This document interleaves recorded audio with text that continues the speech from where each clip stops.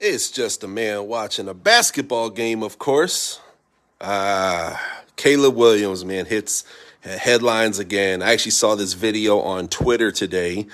And at first, I didn't notice anything. I didn't notice a pink phone. I didn't notice any nail polish. I didn't notice any lipstick or maybe a shiny chapstick. I don't know. Is this weird? Yeah, absolutely, because I've never seen a quarterback do this. Recently, he wore a dress. Not sure what that was all about. But yeah, this called me off guard for sure. Comment below. Let me know your thoughts. As always, hit that subscribe button. And yeah, this is interesting. Sort of changing gears here. Oklahoma's had a little off-season trouble. I don't know if you've seen it. God, yeah. A couple of their players got arrested. And like I said, I had the links to this, but I don't anymore. I got it up on mine. But it was Makari Vickers and some other guy.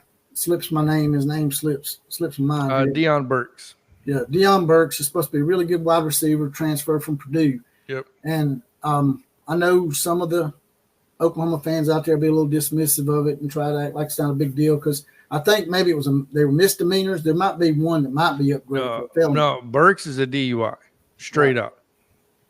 But I mean, as far as I'm aware of, that dude probably won't see the field this year. Well, Makari Vickers, from what I saw, had a DUI and possession of drugs. Yeah, that one's kind of like it. I know people are going to get on here and speculate and say they know, but if you look up the county will give a release of information of anybody that's been arrested and the charge that's been put in place. I don't know if anybody knows this or not. I can't find anything within that county that's releasing action. It says charges pending. So they as far as what the county is saying, they're not even officially releasing what they're charging Vickers with. What I read was which is wild. Some misdemeanors, maybe an upgrade to a felony on something, but they were saying in the articles I was reading that both players were expected to play. That would be wild to me if you get a DUI. But to me, it's like, the Oklahoma fans going, a lot of other college fans, same way, Alabama fans, same way, going to come on here and say, nah, it's not that big of a deal. It's, kids being kids, which aggravates me because they're young men. But if they're doing this stuff now during the off season, man, it just shows a lack of dedication and not getting into trouble and shit. All you got to do is not speed. You probably never get pulled over. Yeah. He's doing 25 miles an hour over the speed limit, and he was drunk.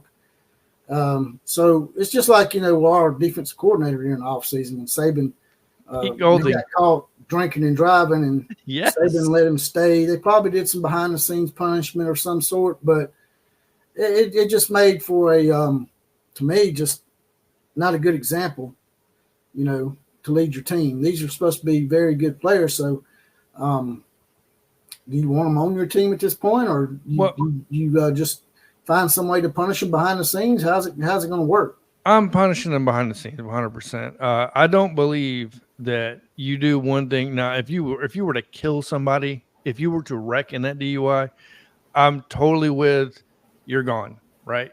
You're going to prison probably anyways. But I feel like if you get a DUI, if you get possession of weed, I'm not saying it's not a big deal. But what I'm saying is you can recover from that. Because the thing about it is at the end of the day, Brent Venables, his only job isn't to be a coach for the X's and O's. His job is also to be a father-type figure, whether you want to hear that or not, to these kids and teach them life. Because part of being in college, you're most likely away from what? Your parents, right? From the friends you went to school with or whatever it may be. So part of that experience is going through life. So I have a hard time saying because someone makes one mistake, you should be booted off of a team. Alabama was notorious for getting grilled for letting players come back, right? So we'd have somebody smoke weed. Don't get me wrong, they'd be suspended or it set out a year, but they were still on the team. Saban spoke out about that a lot. He made a whole conference on it, actually, talking about giving players second chances and stuff like that. Because I can't remember the name of the player that came over from Georgia that got arrested, and Saban gave him a chance. I don't know if you remember or not. Yeah, I just hate they're having trouble this early in the season. In a season it's really going to be a huge test for Oklahoma going into a new conference.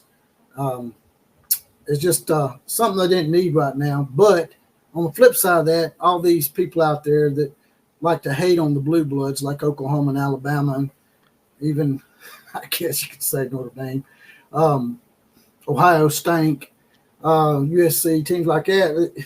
They're hating on the Blue Bloods just because they're looking for a reason to try to bring them down a peg. And like you said, I think that they should be punished, but I don't think it should be over the top. And people that are rivals of Oklahoma need to chill out and stop worrying about how Oklahoma's punishing their players and worrying about beating Oklahoma on the field. Yeah, and here's the deal. Like, you don't want to overcorrect, right? Because if you overcorrect, recruits are paying attention to that are coming up in this 2025, 2026 class. They're going to see, they're watching how Brent Venables is going to respond to this, right? You're dealing with turmoil right now from players. How are you going to control these players? Vickers is not a low-grade recruit.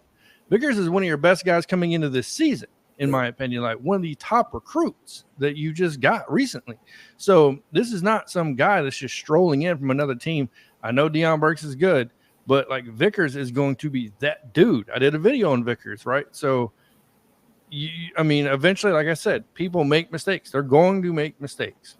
How do you rebound from that mistake? That's what we're going to pay attention to.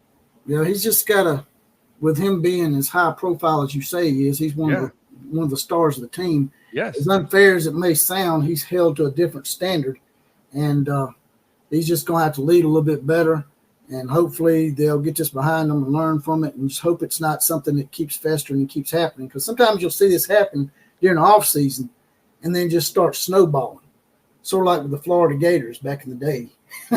Oh my! Where shit just keeps snowballing. Okay, you know? that turned out to be on a whole different level. You had two killers on that team. Like two, not one.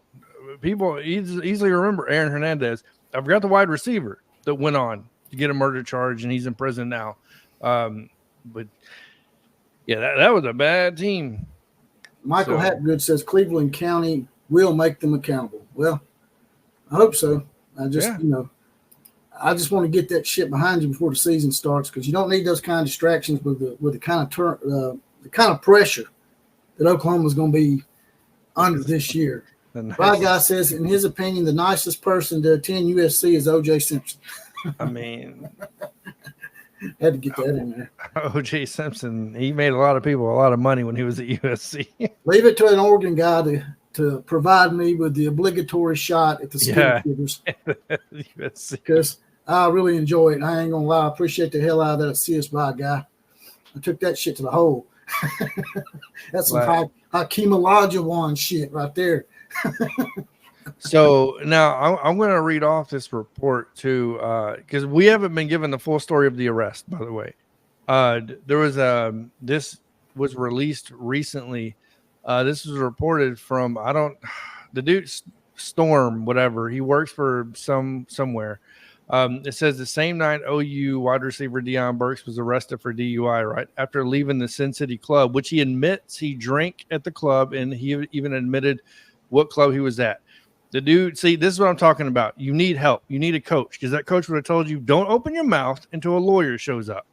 But he openly told the cops he was drinking and even what club he came from. And then because of that, now they have connected him to, by the way, another charge. This is why a lot of this stuff is pending. They're connecting him because it says a woman called the police claiming a different OU football player punched and spit on two women at the club. Yesterday at Cleveland County judge says denied one of the women's applications for protective order. She was going after protective order, and he said, no, you're going to put your name out there. But where they're connecting him to is because one of the women said it's him. One of them is saying it's not. See, this is what I'm talking about when you need schooling, because if you would have never opened your mouth saying you were at that club, what specific club at what specific time, this would have never been involved. But now it's easy for them to go, well, oh, somebody said an OU football player was here, but they don't know who it was. Well, now they're just going to connect the dots, and they're going to blame the guy. So was it Burke or Vickers that supposedly spit on the women? They're not saying either one. The woman that's being held, like I guess the woman the judge is believing, is saying she didn't name one. She said a different OU football player other than Burkes. I guess Burkes didn't match the description. But she did say it was an Oklahoma football player. But you know the way this goes. But yeah, so there's more to it than just and what's after.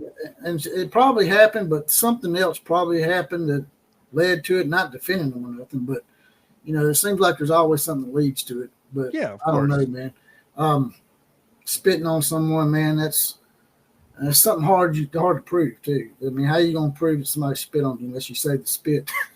Cameras maybe would be, but in a club, you're probably not going to get that. Yeah, well, I mean, if it's inside the club, maybe, but outside the club, who knows?